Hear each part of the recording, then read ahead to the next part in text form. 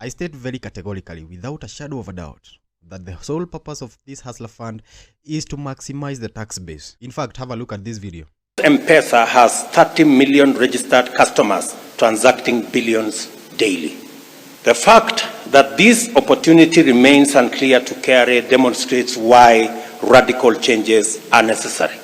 Every Kenyan with an ID should have a PIN number. Just as simple as that. Now that you have seen that video, I think now we are at par. You can now listen to what I'm going to say. For most of you, I know now, you're starting to open your eyes. But for the doubting Thomases, Hustler Fund is accessing your M-Pesa. And not only your M-Pesa, it is accessing your use of M-Pesa.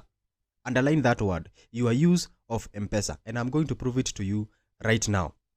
Wacha twende kwa terms and conditions of applying this Hustler Fund. Twende pale kwa chapter 5, account opening. Twende hapo chini 5.3. Hata hatutasoma yote, tuanzie hapo katikati.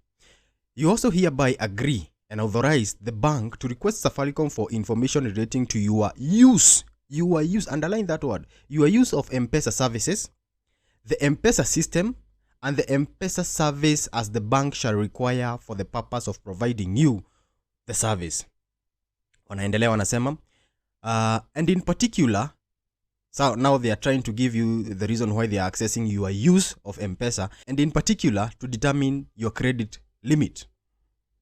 So the only reason they are giving ya ku access your use of M-Pesa is to access your credit limit. Yes, wajue huyu mtu ana transacting hii pesa.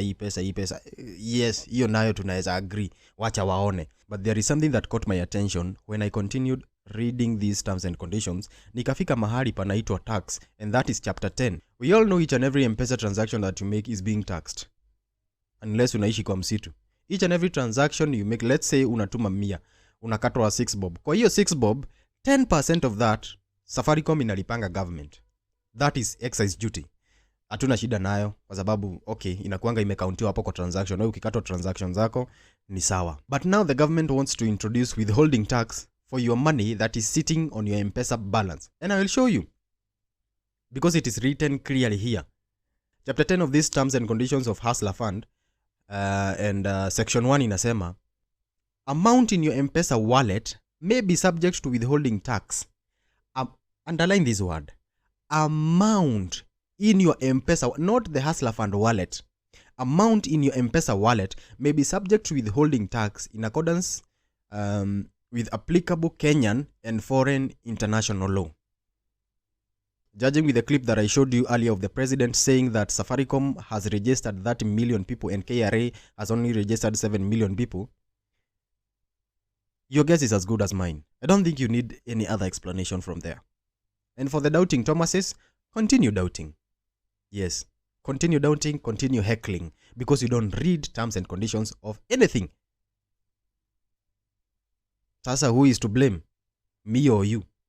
Do your research before you start running your mouth. Hallelujah.